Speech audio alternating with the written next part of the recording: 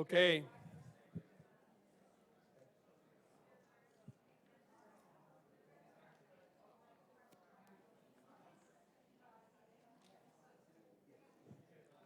If we can have it somewhat under control, we'll be fine. Meeting is called to order. Can't hear me? Lean in. Now, how about now? Better? The meeting is called to order. Proof of notice, and we have a quorum. The minutes of the January 17th meeting are in front of the board. Is there any changes or additions, or you want to read? Make a motion, we accept the minutes. Dennis makes a motion that we accept the minutes. Is there a second? Linda seconds it. Is there any other discussion? All in favor? Thank you.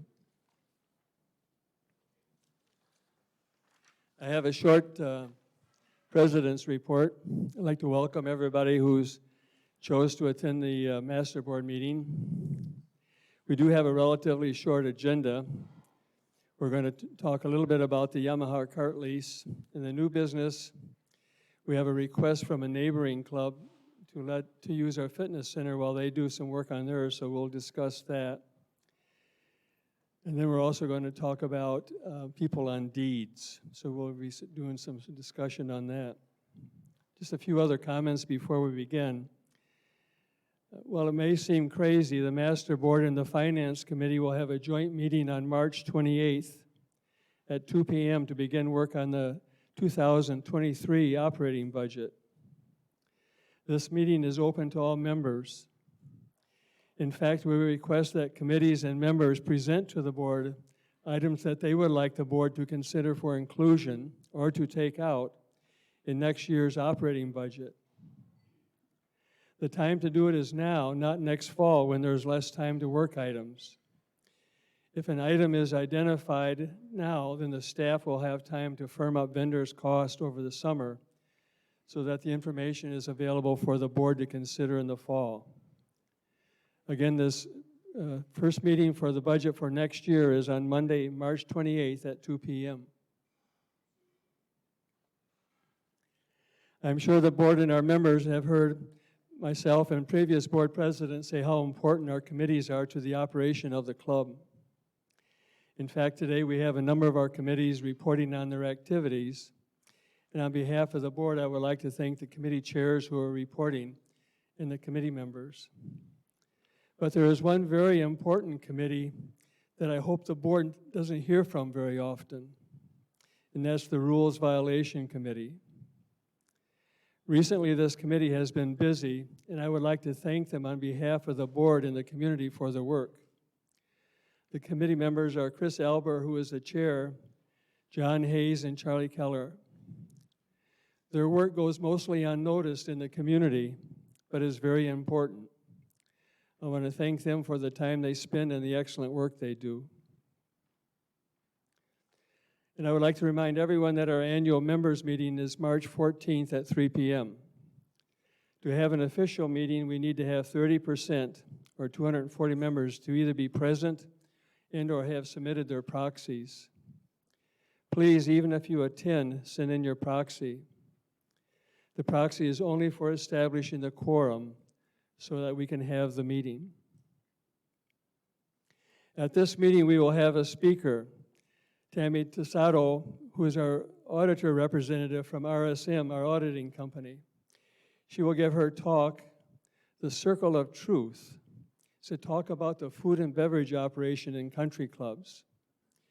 She presents these at annual RSM Trends and Private Clubs meetings that board members are invited to attend. And I personally, and I know a number of the board members have had the opportunity to hear her talk. It's very interesting, and it really explains how that auditing company sees the food and beverage business in all the private clubs across Florida. So I think you'll find it very interesting and informative. Okay, the general manager's report, Kyle. Thank you, Mr. President. As our membership knows, on February 1st, a new clubhouse dress code was adopted. And the biggest thing, basically of a note for the gentleman is that T-shirts are not allowed in the clubhouse. So what we have noticed is that more of the T-shirt wearing might be from a family member that has come down and you're coming in for lunch or you're coming in for dinner. On Friday night, I had to stop a gentleman and his wife, the mother had brought them in, and he was in a T-shirt, and unfortunately, they weren't able to. They had no other shirts back home. They said we're on vacation, and unfortunately, we had to turn them away and couldn't let them in. They did not care to eat out on the terrace. So just a reminder to everybody, for the boards, here are the new dress code cards that we made. Okay. That staff, or actually management, and Priscilla, the hostess, will give somebody in the event that they ended up getting seated and they're in a violation mode. It's the same concept that we did previously with handing out cards to members and just to remind them of what the policy is. So I just want to let you know that that's up and running and has been since February 1st on the dress code. The club is planning a St. Patty's Day party on Thursday, March 17th. That menu and entertainment schedule is going out on today. So that is actually on St. Patrick's Day, which is Thursday, March 17th. I know that'll be mentioned in the in Golf and Greens, but the Appreciation Day party for them is March 26th, Saturday, and I'm sure the Golf and Greens Committee will have more news on that. The biggest exciting news is that we have hired 3 more servers, and those servers are now starting this week, and I believe we also hired another food runner busboy. So it couldn't come at a better time as we get ready for literally what we call in the club world in Collier County, March Madness.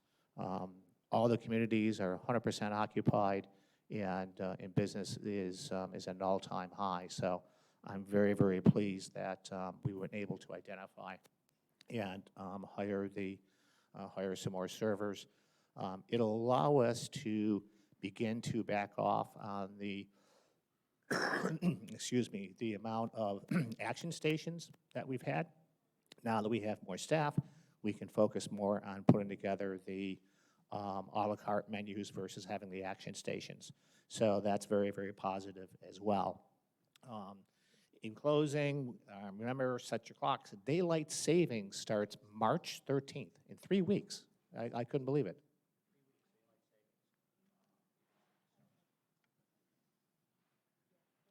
I think you died. I mean, your microphone.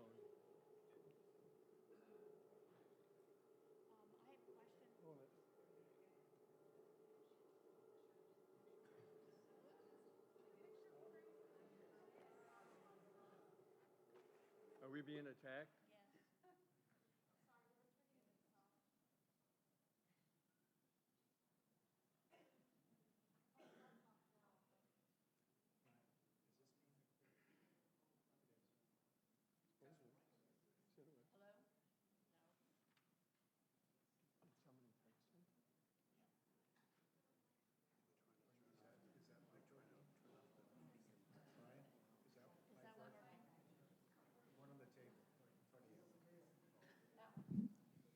This works, but it doesn't feed into the system.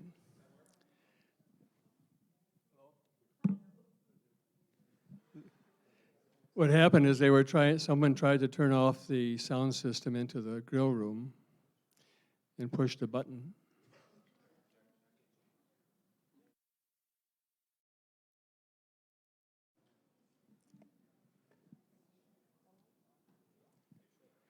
The other problem that we have with the system is these hand mics, while you can hear them in here, do not feed into the TV system.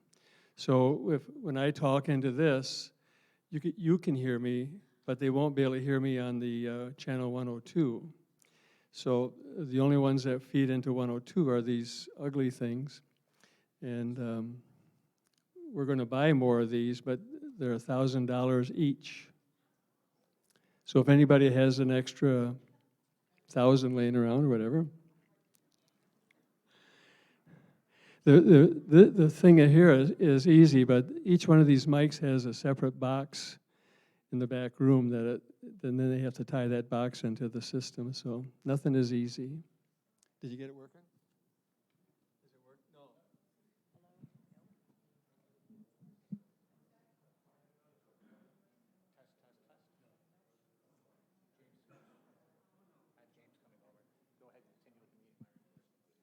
No. Okay, well, Kyle, someone has a question of you. Yes, I have a question relating to the refreshment station at the Pro Shop. What is the status of that? Coffee is moving out there. The coffee station is moving out there tomorrow. We will continue. This will be a temporary coffee station. It's the one that's been in the Pro Shop. And then I have a request to put out some type of juice as well. So that would be those juice machines, that you can see through that would have lemonade or something like that in there. And I can order that and get that right away.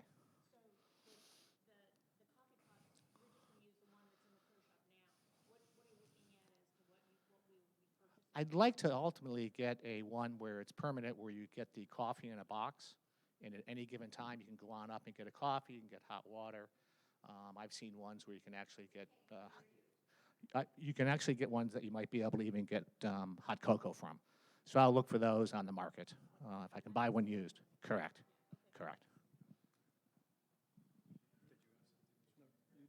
Yes. Kyle, I received an email earlier today from a resident of Andover Square and asked to address a couple of requests that this individual had.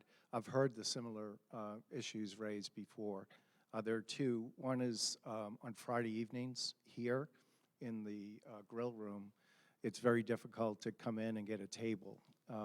Most of the time, tables are reserved, and there's no place for people just to walk in. The request is there a way that we can reserve some tables to just be walk-in only and not reserving the full amount of tables in the grill room because people are being turned away on Friday evenings. And the other issue is the dining room is not open on Fridays to be able to come in and eat in the dining room. So it really constrains the amount of people that we can have, and obviously Fridays is a very, very popular night here. So I think maybe some of the things that you mentioned in your report about additional staff may help, but this is an issue that seems to be coming up more and more, people coming in Fridays and not being able to enjoy themselves in the grill room. The second issue is this Saturday afternoon, I believe it's called Nine and Dine. There's a large number of people that are doing that and coming in, and they're only offered a single option, and that's a buffet. And the buffet is typically pasta, he was saying, and that just doesn't really meet the needs of the people that are coming in. They really just would like pub food and be able to have that option available. So I informed the person that I would raise this at the meeting and ask if you could either respond or put a plan together to address those. So that's the good news with the fact that we have been able to hire 3 more servers. That takes all the pressure off of us. So now we can open up all of our options where we can be doing a station and we can be doing a la carte at the same time. So it's amazing what 3, 4. Remember, we only had 4 servers. So now we'll move up to 7. That opens up all types of opportunities that I would love to have been doing all season long as it relates to what we can accommodate in service. Well, because we'll have enough servers, if the demand is there, then absolutely. We can open up in the dining room as well. The challenge with Friday is, as you very well know, and historically has always been that way, is that everyone wants reservations at 5 and 5:30. Okay. So it gets very, very, very, very busy between 5 and 5:30. So the restaurant has to do is be in a position to time the amount of reservations, okay? Because you very well could be in a situation where you're saying, okay, I want a 5:30. Our situation would be, I'm sorry, but we can't seat you until 6:30. So the flow of the kitchen and the service is going well. But now that we have servers, we can deal with it. Now we can deal with it. So, Cal, what are we waiting on for the speakers?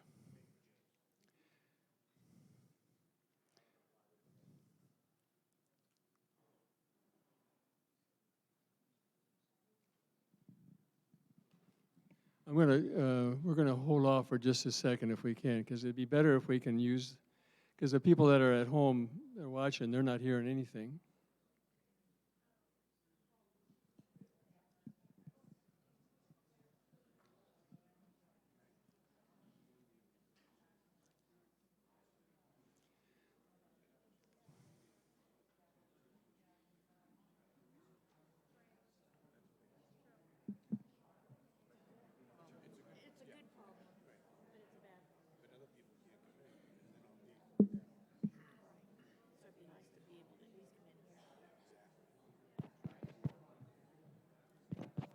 Check, check, check, check. Testing, okay, we're good. Mr. Finley, who designed the system? Thank you, Mr. Finley. Okay, any other questions of Cal by the board? Okay, then we're going to go to committee reports. And Golf and Greens is first, and you're going to have to come and get a.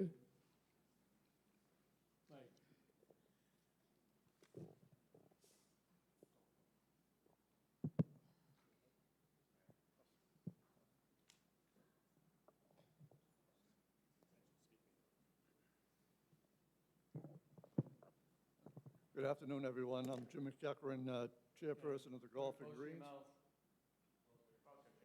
Closer. Hello? Okay. Hello? Golf and Greens Committee had a last meeting on, what was our last meeting? On February 9th. Kevin Ackerman, his report on the golf course operations. On January 30th, Southwest Florida experienced extremely low temperatures with a record morning temperatures at Royalwood of 37 degrees. His report basically, a lot of people... You're going to hold the mic up to your... Yeah, all right. A lot of people were concerned about the green speed back in January, but the main reason was we had frost. He didn't cut the greens for 3 or 4 days, but now the greens are rolling fine. Greg Long, on his report for the golf operations, we had 2 glow ball tournaments on February 19th, and they were maxed out at 40 people apiece. One group played 1, 2, 5, 7, and 9, and the other group from Amberley played 3, 4, 5, 16, and 17. We are currently at the peak of the golf season. Over the past 15 years, this is the time that we start to experience golfers getting on an overflow list. What this means is that we start getting more tee times requests that are available. We are currently experiencing this again. We are getting the overflow list on Mondays, Thursdays, and Fridays. The Chelsea Tee Time reservation system takes a time period of 10 days back and 7 days forward and counts how many plays that members have. If you have too many plays during a time period, this is how you may get on an overflow list.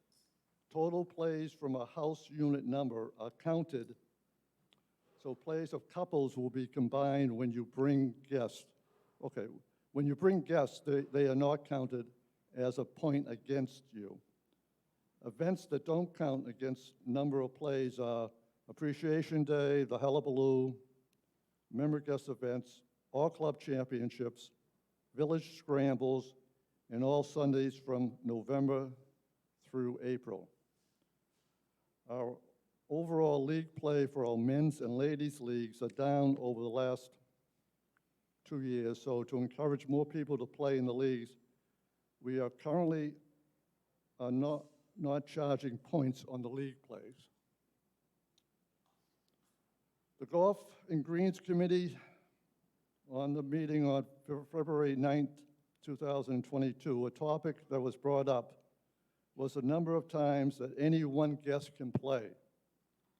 A club policy that is listed in your green book states that from January 1st through March 31st, that's the prime peak season here, that the same guests, regardless of who they are a guest of, can only play 8 times during this time period.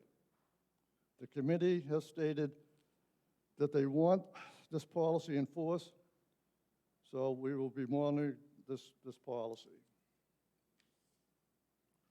Walking the golf course still continues to be an issue.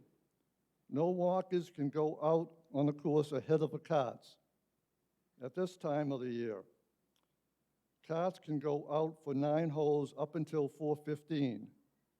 You will only be able to call the pro shop to book a walking time on the day that you play. You must check into the pro shop prior to play, and you will be charged a walking fee. Walking fee is $6.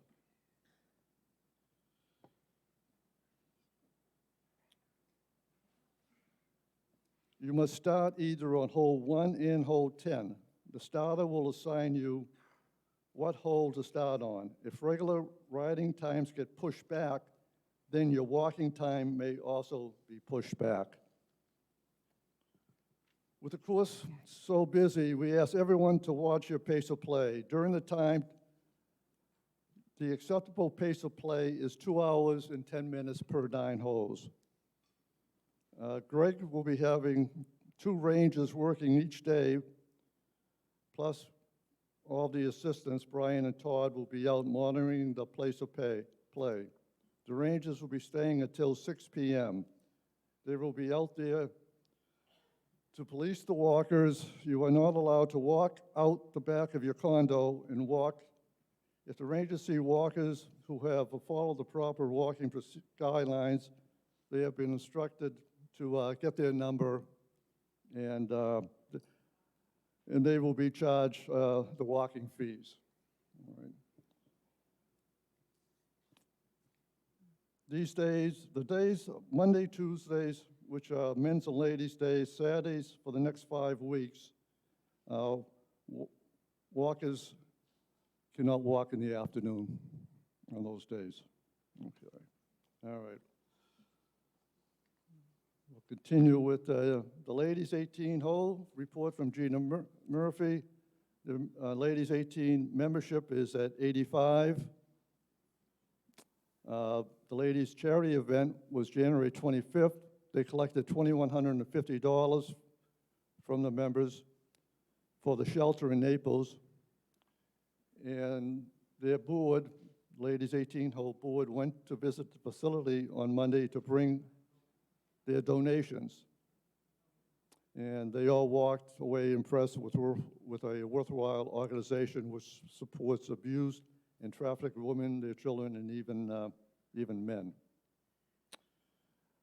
Highlight of the Ladies President Cup, Sue Fontaine was the winner. Congratulations, Sue. Right now, the owner, tomorrow is the second day, but there's 84 ladies participating in the owner.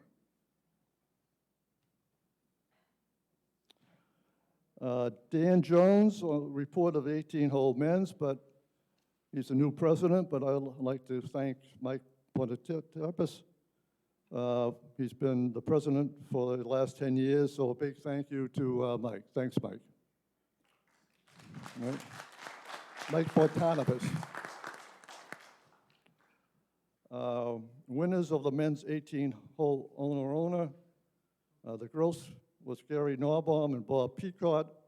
But the overall champion always comes from the net score, and that was Bill Petrick and Mr. Ray Fern. So shout out to those two. Patty LaBelle, she's the president of the Nine-Hole Association report. Nine-Hole Ladies has 129 members participating. Their owner winners was, hope I pronounce his last name, Gail Churn, C-H-R-Y-N, and Christy Copeland. So congratulations to those ladies.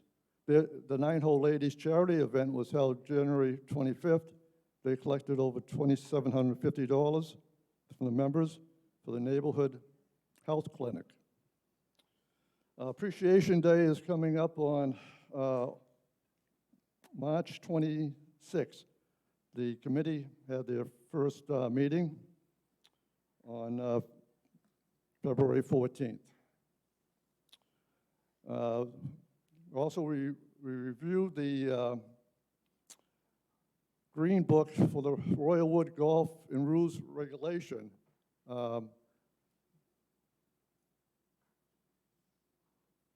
one here. This is the book. If in your spare time, if you could go over this, especially the golf and greens regulations from page 11 to 17, there's some articles in there that you might not be aware of. And Justin Kyle Kenny brought up the new golf carts. So hopefully they're in by the end of September.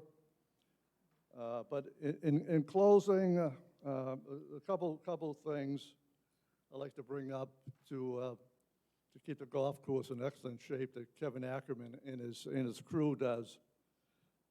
When you're riding your golf carts and you come up to the tee, if everyone could basically keep their golf carts on the cart path, and also on the greens, please keep your golf carts on the golf path instead of putting them up near the putting green. That would be very helpful. And also, this will remind everyone to fix their ball marks, fill in divots, and rake the sand. But the course is in great shape, and thanks for your time.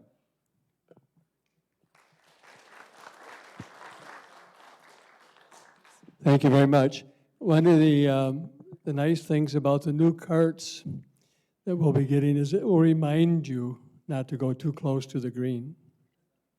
Now, for some people, they won't like that, but they will start making noises and tell you to stay on the cart path. Okay, the next is health and safety.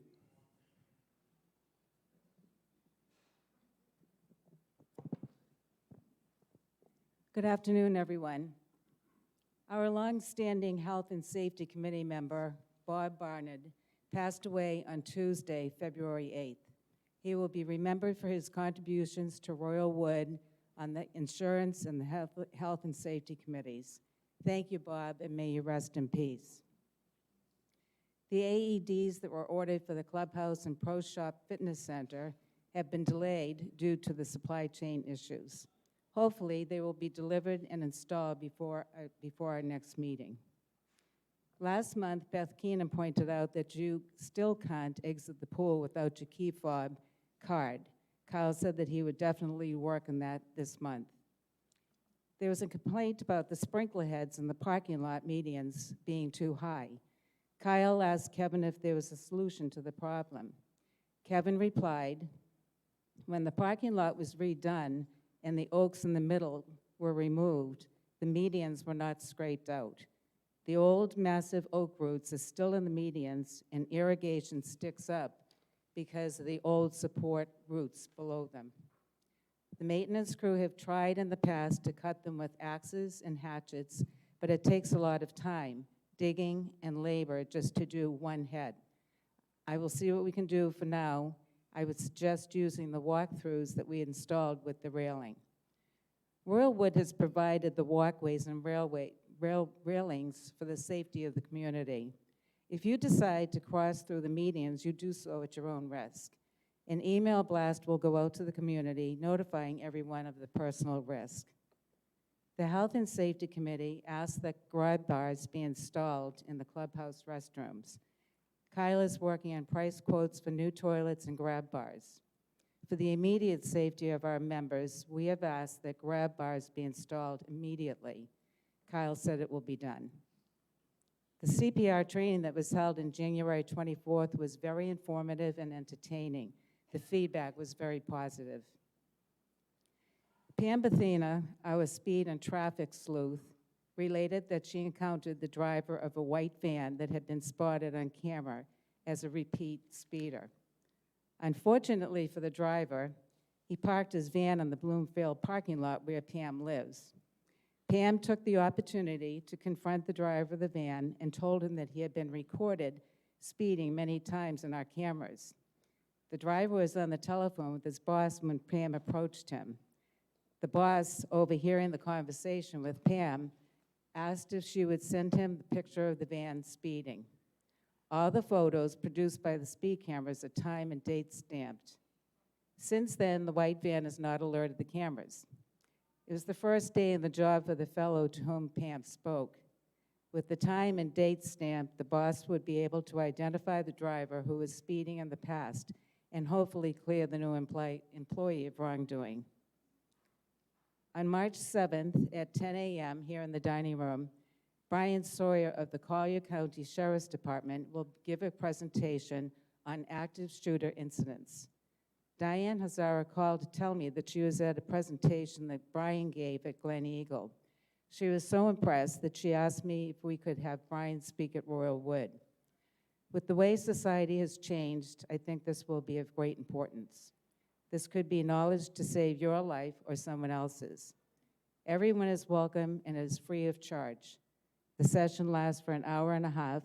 Please contact me if you would like to attend. Thank you.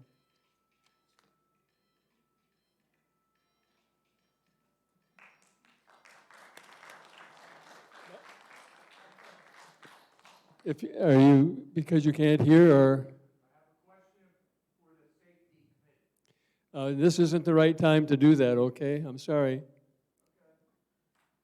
Bill Lindley. York.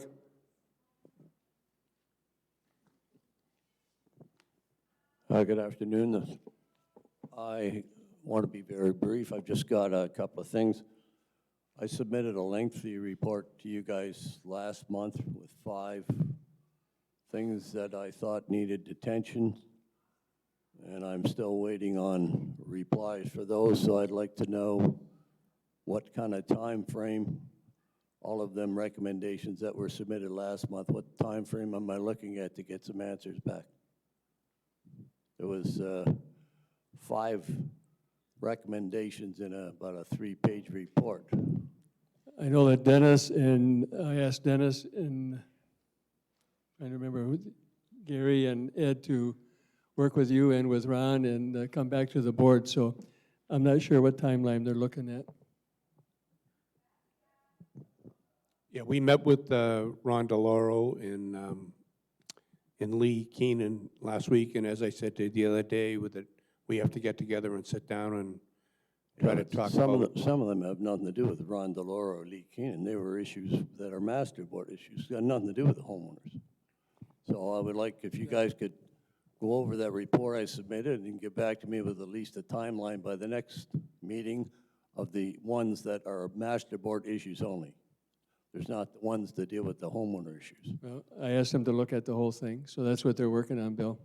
All right.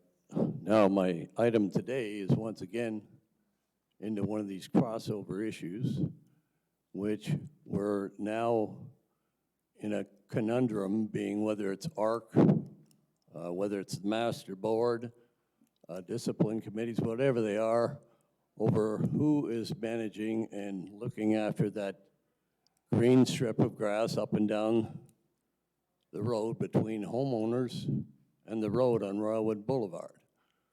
The homeowners, as of the meeting, the last one we just attended, have stated they're not going to referee anything to do with parking on it. They're not going to do anything. And from an ARC committee standpoint, I'm reading where it says the owners, in the homeowners regulations, it says they're to maintain the lawns and the condition of the lawn, the type of grass.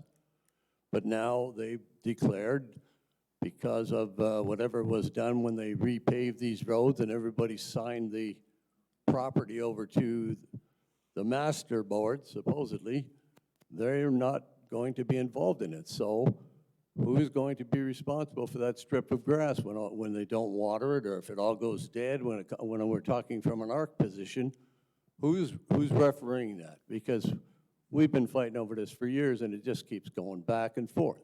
That's what we've asked them to look at. Okay, so they're going to work that. And what timeline are we talking about here? We've been working at it for, what, 2 years? Like, we need a timeline on some of these things. Set a deadline to get it done by. That's usually what we do.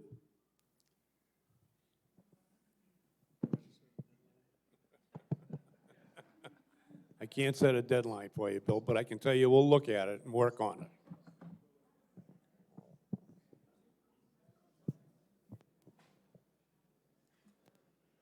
Okay, the fitness committee. Is there a report from the fitness committee? No, Karen Tibbetts isn't available, so I said that I would read the report on her Okay. behalf. The fitness committee held a meeting on February 7th. All were in attendance, with Frank Damiano rejoining the fitness committee. They discussed that they're going to be sending a survey to members regarding classes for next season. As it relates to classes, fitness class attendance varies with an overall average of 6 to 8 participants. Feedback continues to be very positive. They will take a look at booking these vendors for the fall 22 and 23 season, adding various classes if available and if desired by the membership. With a continued shortage of instructors, the bookings need to be done a season in advance with instructors. On equipment, the fitness committee recommends the purchase of a dual abdominal lower back extension machine. Requests have been received from members in that it would complete our full body line of equipment. There is space available as some machines will be rearranged to form a more uniform appearance. It has also been recommended to purchase a larger clock for the gym area. Estimated cost is under $100. First aid kits have been purchased for the aerobic room and the gym areas and installed.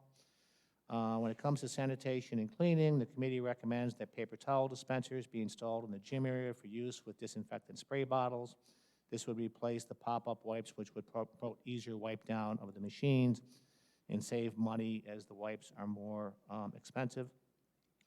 A replacement gym attendant has not been found to replace the former one as of yet, and the machines are scheduled for its routine maintenance next week, and internet issues to be addressed and resolved on the ellipticals are forthcoming, and they are still waiting for the part on the Peloton bike, and still awaiting miscellaneous equipment for the aerobic room because of supply issues. End of report. Okay, thank you.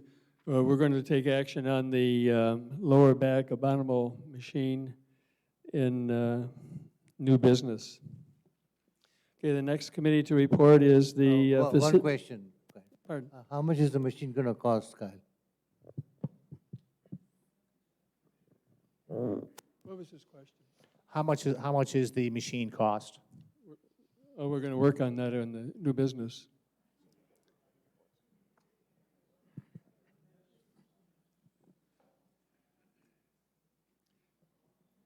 Facilities Planning Committee. You want the mic?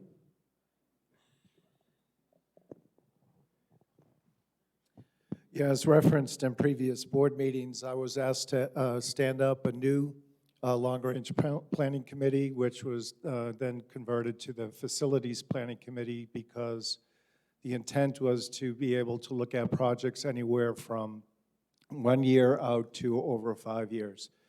I'm pleased to report that we have representation from all villages and all and single-family homeowners. We had our first kickoff meeting on February 6th, which was really just a kickoff meeting to have the members get to know each other. Our next meeting was on February 10th. At that meeting, we had, first agenda item was to review the changes that were made to Project 2.0, both additions and deletions that were not considered in the original design of the project. The purpose of that session was really to help the new members of the committee understand the process that went through on the Project 2.0, and more importantly, to be able to identify specific projects that were not, were changed in Project 2.0 that could be the basis for a new list of projects that we, as a committee, will evaluate. So it was very constructive. We had a lot of good exchange with the committee members as well as other residents that attended that meeting, and we had a good turnout of residents with very constructive comments that were provided. So we have a really strong list of projects that we can start rolling up our sleeves, starting to assess and put together considerations for the residents of Royalwood to consider going forward. We also did a review of the club's reserve schedule, which is the opportunity to look at all of the assets that exist in the community, and when those assets are reaching their end of useful life, that we're able to identify when projects are coming up that may relate to some additional projects that we're looking at as the committee. So I think committee members found that really important to understand that process and be able to identify all of the assets that are due for replacement over the next 5 years or so. We also had the opportunity to review the draft charter for the committee that was discussed.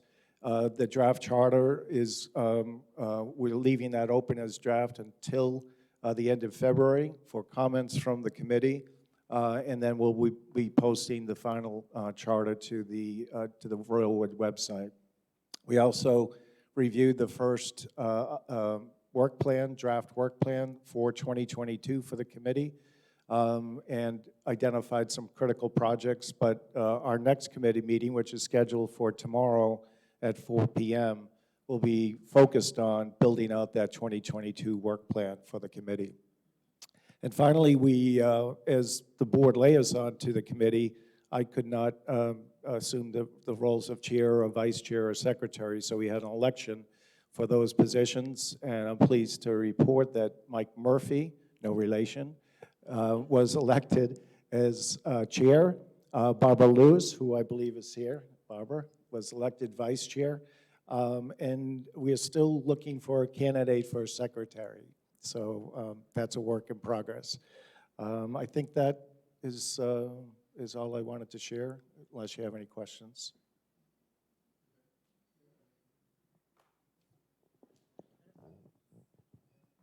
I really appreciate the work you've put into getting it started, and I think you have an excellent committee to work on, and I know you've done a lot of work on it, so thanks a lot, Rick. Really hard work. Okay, social committee. Diane. Can you hear me? Oh, great. Good afternoon. My name's Diane Hazara, and I'm here representing your social committee. We were formed about a year ago. There's 8 of us on the committee, and we represent all the different villages in Royalwood.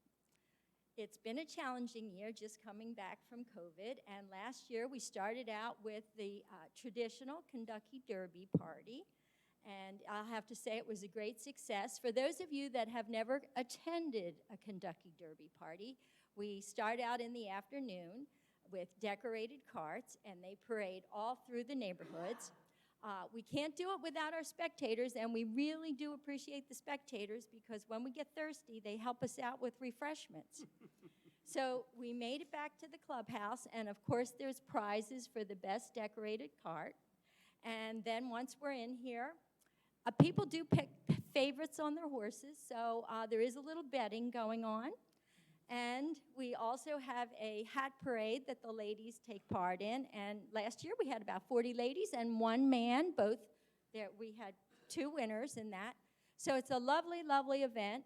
And we're planning that it's going to take place again this year on May 7th, so plan for that. These events don't come together easily, so we need lots of volunteers. We need volunteers for judges of the carts. We actually need lots of people in the parade, so make sure you can get out and decorate a cart. We need judges for the hat parade. We need people to come in and help us take bets. So we'd love to have all your help, and that's May 7th. So that was sort of the end of the big season, but then came our second season here at Royalwood. I'm going to give you a summary of what we've done this year. There usually isn't too much going on here in the summer, so we did put together 2 social activities for our year-round residents that were very well attended, and we will plan on doing that again this summer. Okay, so we're through summer and back to fall. And we had a welcome back party, and our theme was Welcome Back to Paradise.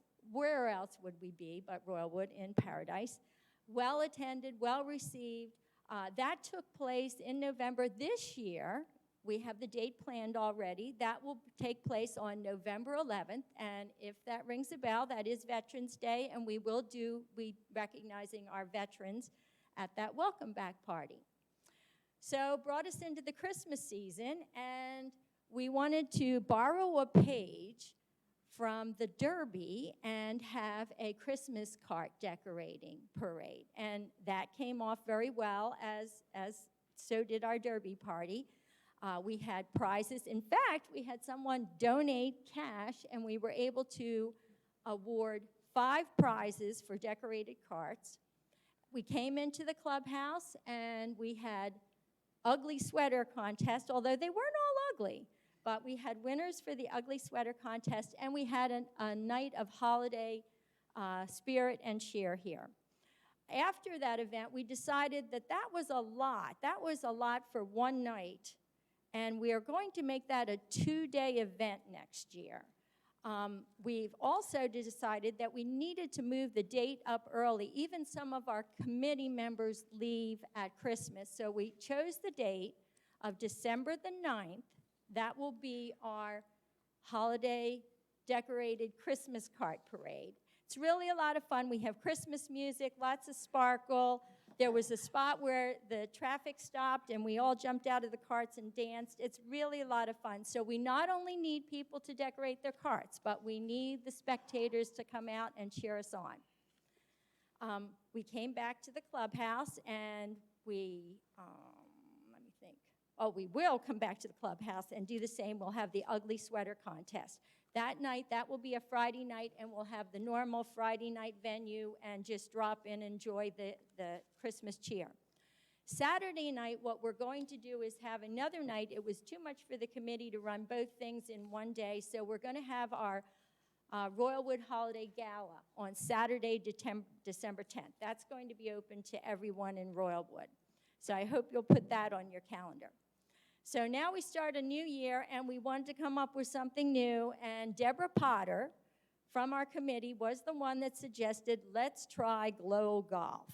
So not many of us on the committee had had the opportunity to do it or knew what it was, but we were very fortunate that Greg Long, our pro, had experience with it.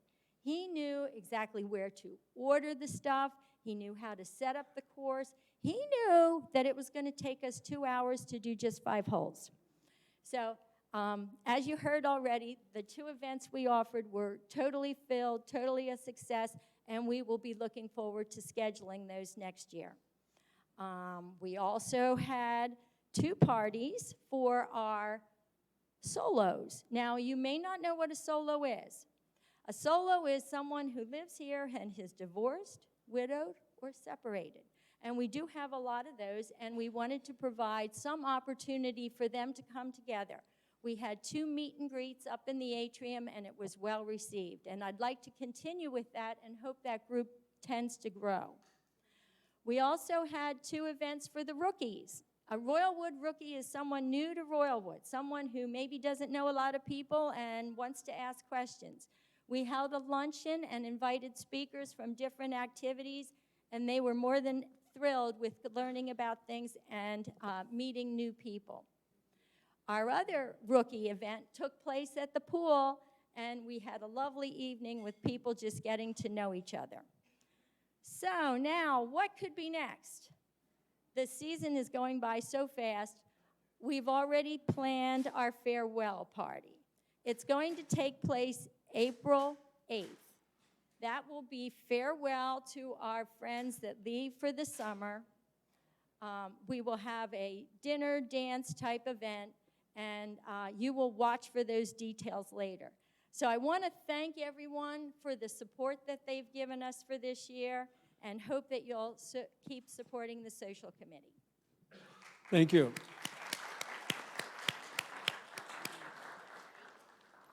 The committee really has done a great job for Royalwood, and I know the board appreciates the work they've done, and the community should appreciate it as well. A lot of hard work and a lot of good activities for Royalwood. Okay, I think that's the end of the committees, right? Okay. On the agenda, if you received it, there was a old business, which is the approval of the updated revised cart list, lease. And there's still some work being done on that.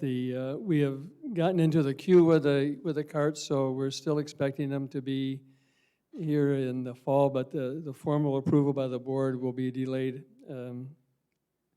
at least a month, or maybe we'll have to do it by a special meeting, but we're working that. So on to new business. The first one is the approval of expenditure for the lower back extension. Kyle, can you relay what the cost is and So the total cost all in, set up and delivered, is approximately $3,300. We would purchase that from operating funds. That particular piece of equipment then would be moved over onto the balance sheet and put onto the replacement reserve schedule for its eventual funding, whatever that expected life period is, which is probably anywhere, probably 10 years. And that's been the process that we have done when we have had some type of purchase that was not funded. We would purchase it from operating funds and then move it over into replacement reserve for its replacement. so the request is for $3,300? Correct. Board, so we need a motion to do that.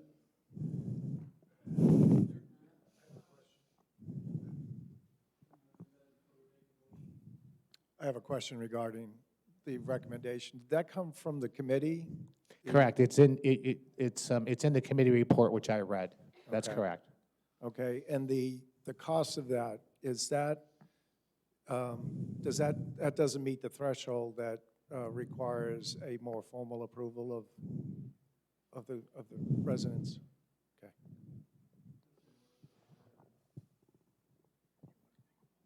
Is that a new one or used? It's a brand-new piece of equipment under warranty.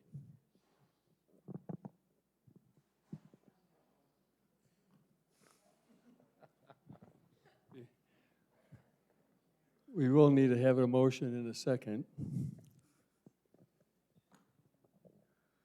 All right, I'll make a motion to approve the expenditure of $3,300 to purchase an abdominal lower back extension.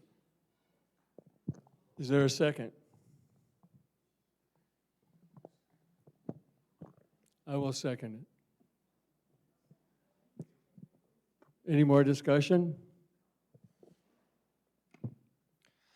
I'm a little concerned here of us purchasing equipment that wasn't a budgeted item in the 2022 budget.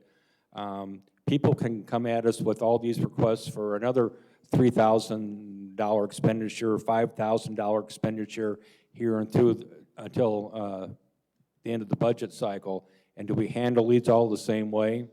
And since we're almost at least halfway or a little bit over season, I know there's been some suggestions of other ways that we can pay for this other than making a purge for a non-budgeted item.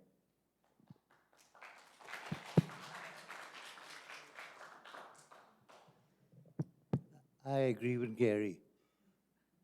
we should have this, the budget meeting for next year.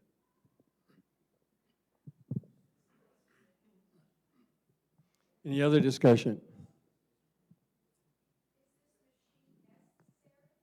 Well, we have to leave it to the board, I'm sorry. So,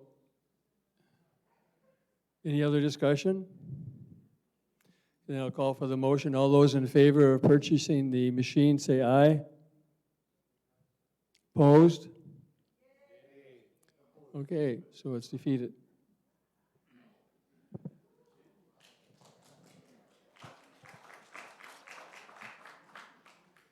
Okay, the second item is the Cedar Hammock request for limited use of the fitness center.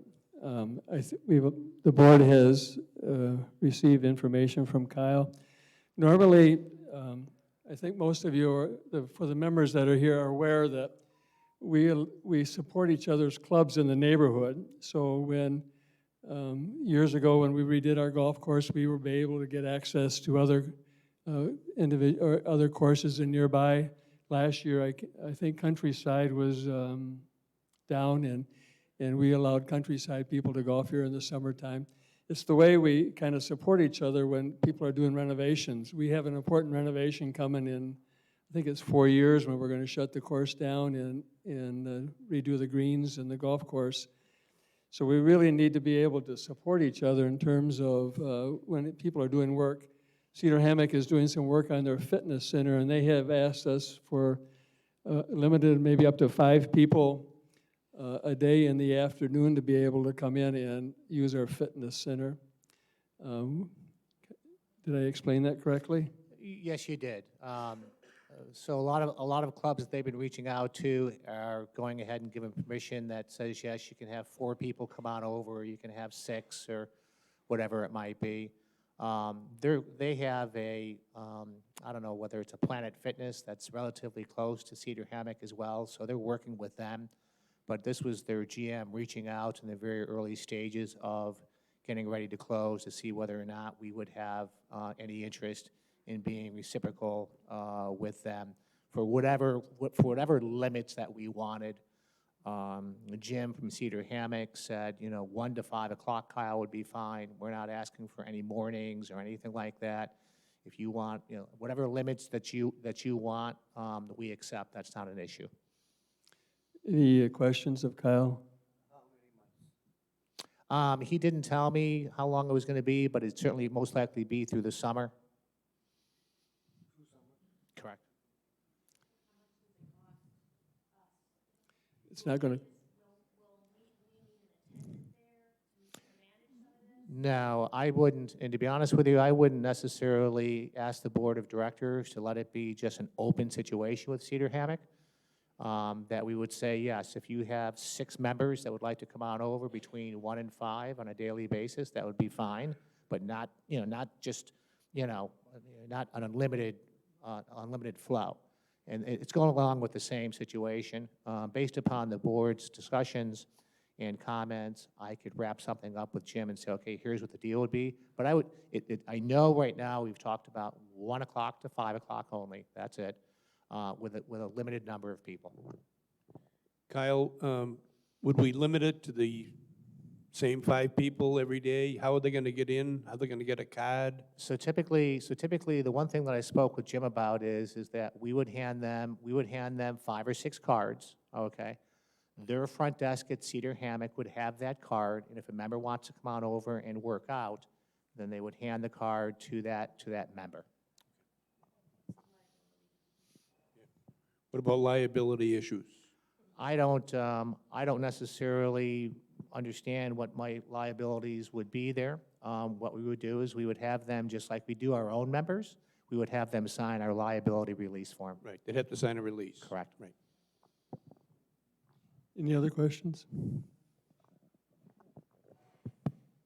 I would ask that maybe you talk to their general manager and maybe we're talking about Cedar Hammock here.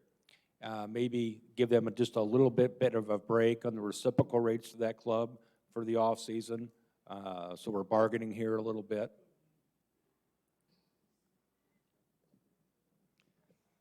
So is the board okay with us going ahead on that? I'll make a motion that we allow Cedar Hammock to come this summer on a limited basis to use our workout facility. Is there a second? Ed seconded. All in favor? Thank you. The last item is under new business, is a discussion item for the board. And it's about club membership. And maybe the best way to do that is to describe have Rick describe what the request was.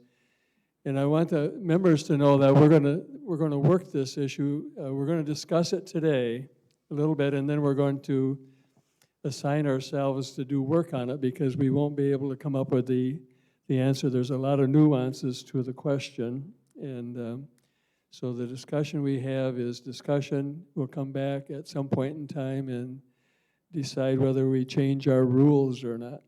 Okay, Rick, you're on. Okay, thank you, Mr. President. Yes, just to reiterate, I was approached by a resident of Andover Square to bring before the board a request to consider a potential change to the rules and regulations of the club regarding membership. And if I could just take a few minutes and read an excerpt, the relevant excerpt out of the rules and regulation. It's membership in the Master Association shall consist of unit owners of record identified by presentation of a recorded deed from the public records of Collier County and further provided in the Declaration of Covenants in the bylaws. And then it goes on to say the use of the golf course is limited to one family unit per unit. Say that again, is limited to one family per unit.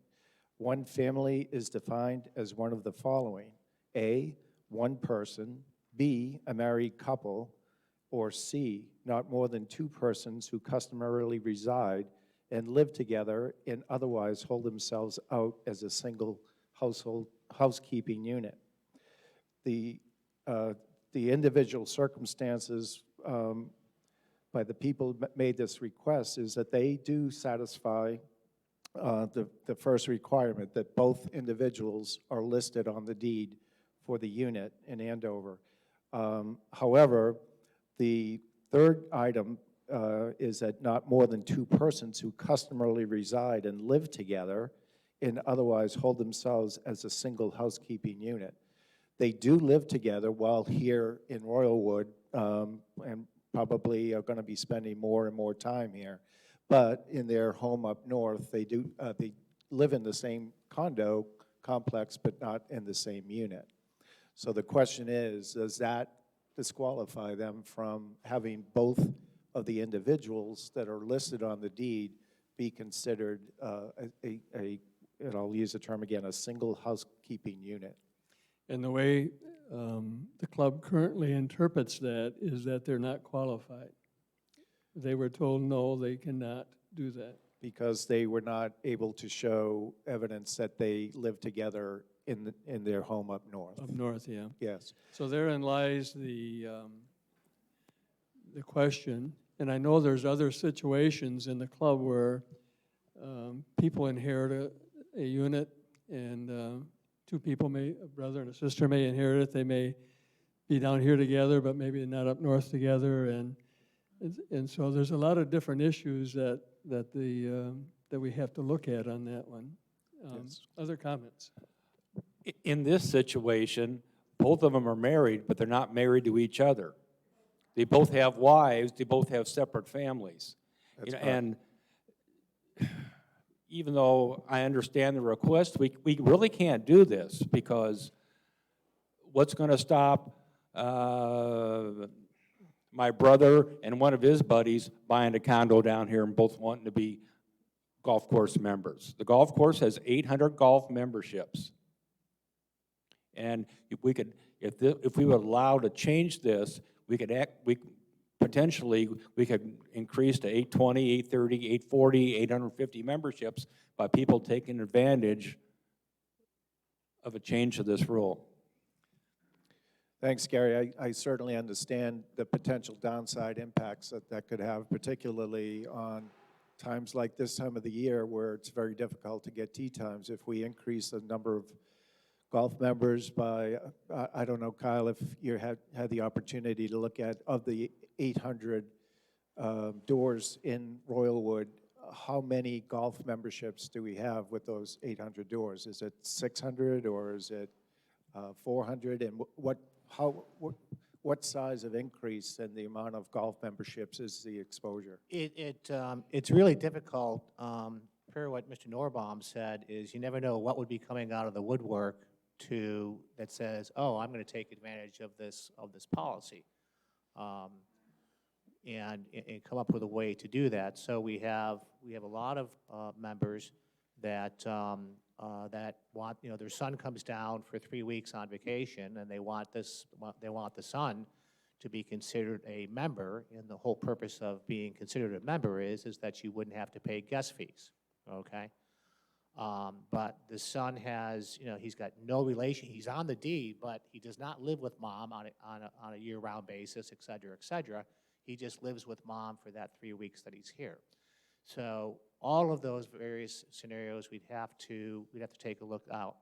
I believe in the handicap system, if I'm not mistaken, we have roughly, did I mention it to you, roughly over 600 people in the handicap system, which doesn't necessarily tell us anything, because if you're just a casual golfer and you're coming out once a week or 2 weeks and you're not necessarily playing in leagues and you have no interest in playing in a club championship and things of that nature, then if you don't want a handicap, then that's your own business. Mm-hmm. But that data, as part of the follow-up to this, we'll produce that data and what we think we might be able to take a look at. Yeah, and I do appreciate the exchange that many of the board have had on this, and it brought up really important points, and some have took the effort to actually look at the rules and regulations of other clubs in the area.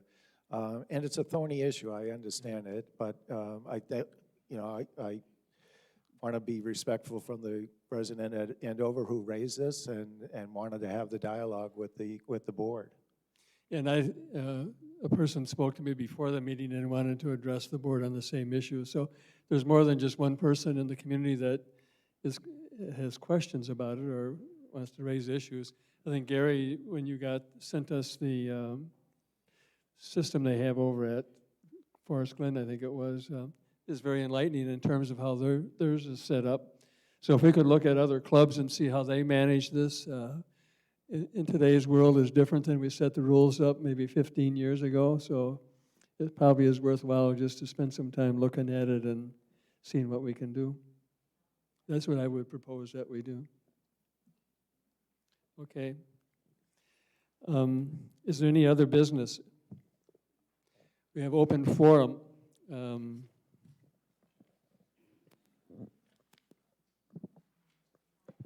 I just saw Mike leave. Mike Montanimus was going to speak. Mike left. He might be back. Bob. You're on the list. Pardon me? Yeah, but Mike left. He wanted you to be first.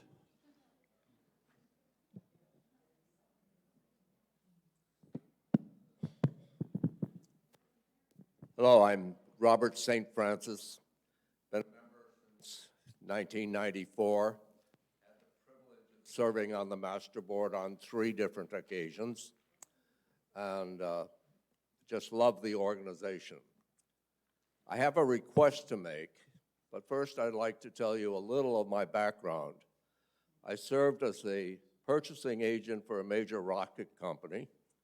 I served in the federal government, United States Postal Service, as a contracting officer. So I'm a little familiar with contract work.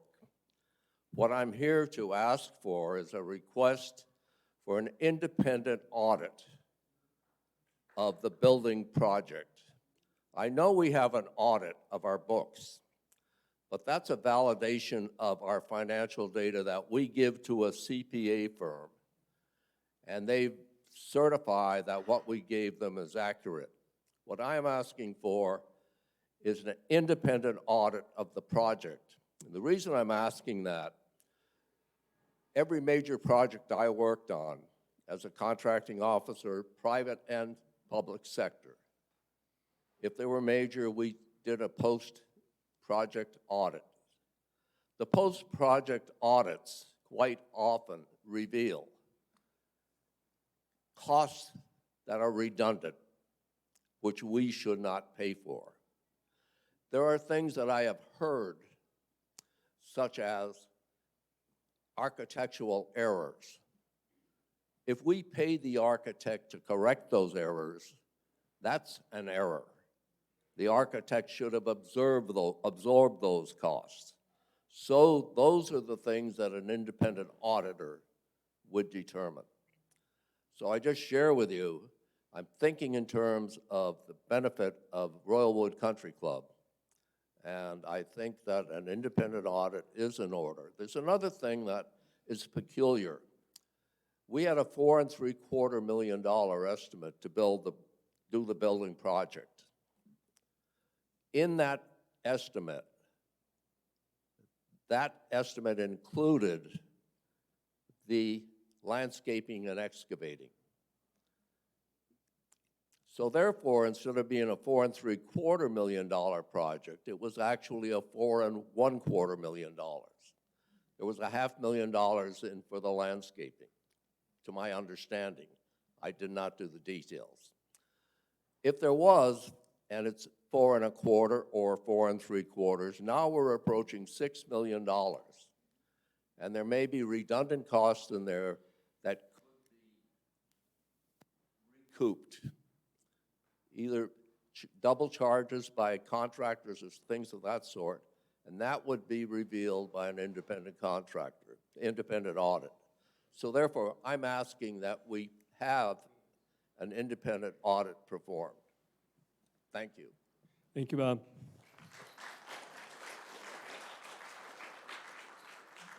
Steve, Steve, where are you?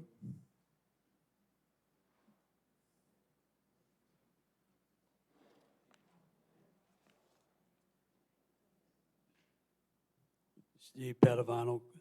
I live at Copplestone. I didn't want to bring the show up, but since you brought it up, Bob, we had a committee on the O2 project, and we invited many people to sit down with us, and they challenged the project. Because of that, it cost us an overrun. Well, how much money did those people cost us in Royalwood that we had to pay lawyers' fees and delays? So if you want to be an audit, let's audit everybody. That's number one. Number two, I'm kind of confused on one thing.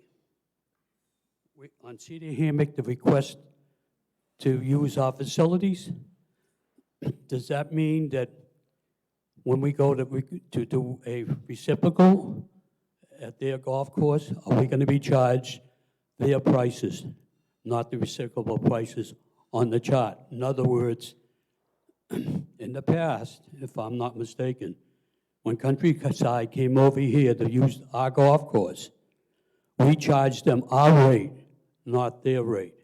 They were treated the same as they were members here. In the past, I've noticed that when we go to play reciprocal at another course, on the reciprocal, and we let them use our golf course, they charge us another fee. I don't think that's fair. That's all I got to say. Okay. I'm not sure. Steve, you're talking about when Countryside came here last year? Steve, you're asking about Countryside came here last year. Are you asking what rate we charged them? We treated them the same as members. In other words, our rate was maybe 23, and they came and played at our course. We charged them 23. When we went over to play at their course, they have a different rate for reciprocals.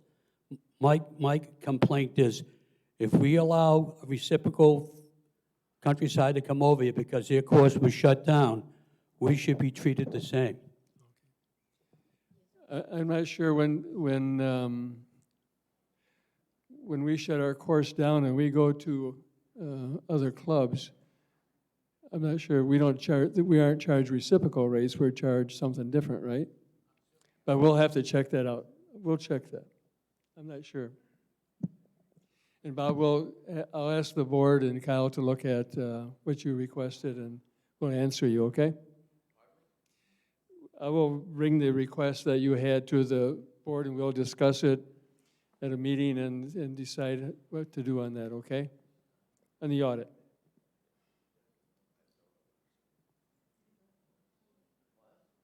We're not going to answer you, we won't answer you today on the request, but we'll look at that. Is there any other business? Yes.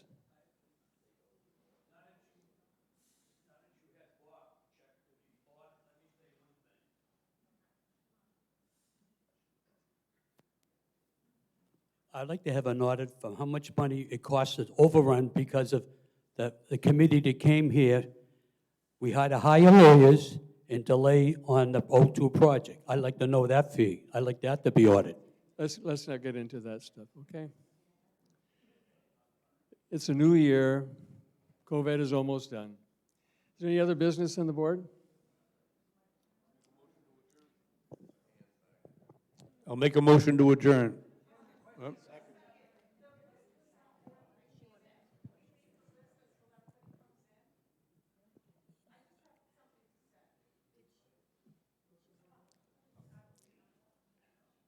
Did you sign up? I tried to, but no list was there. You pulled it in too early.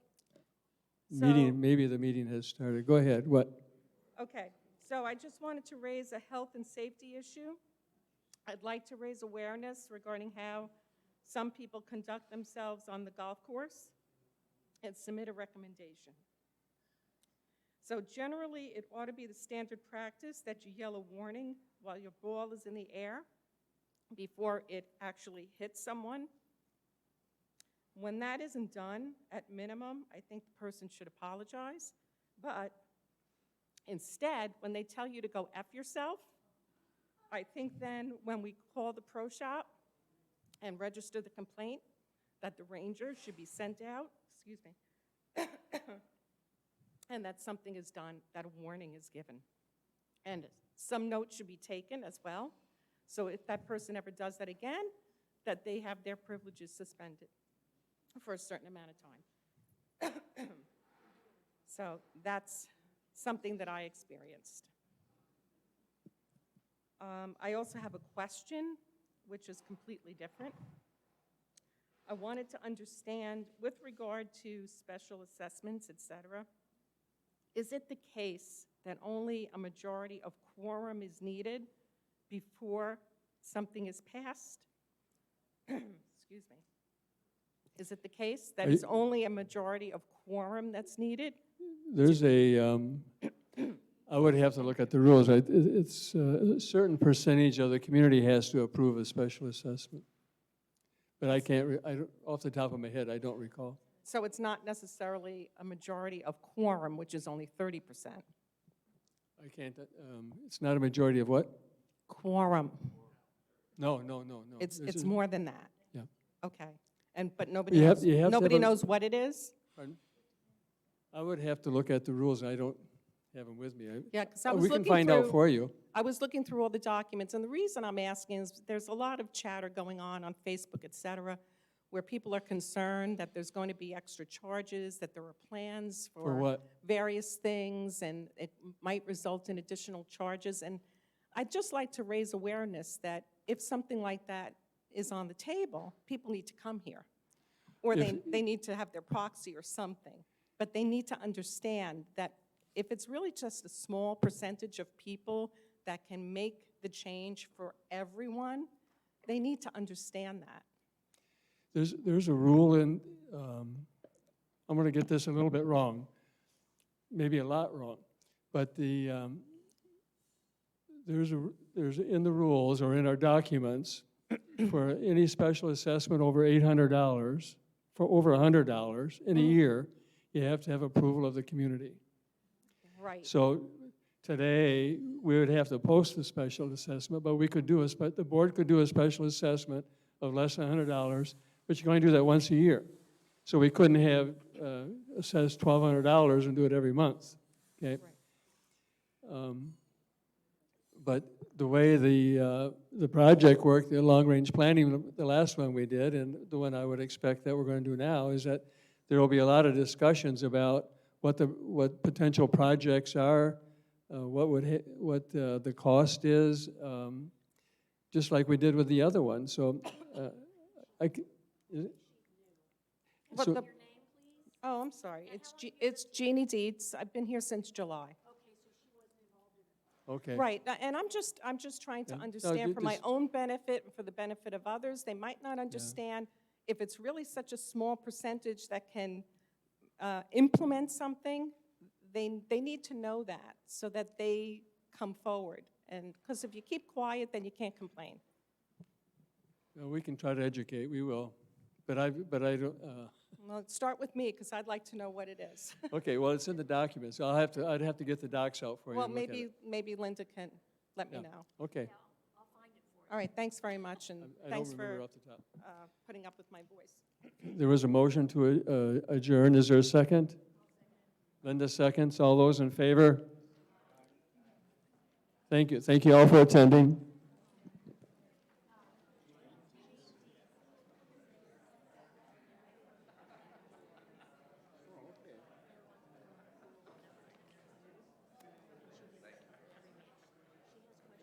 Take care.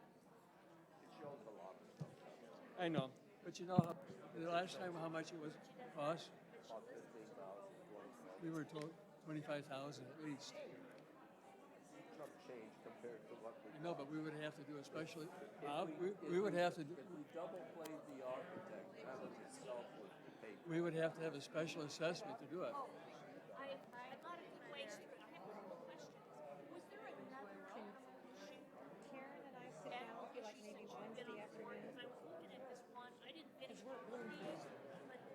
Sure. It would, I got this, I was going from back to front. I found this one here. but you want to tell me what your situation is or what you would like.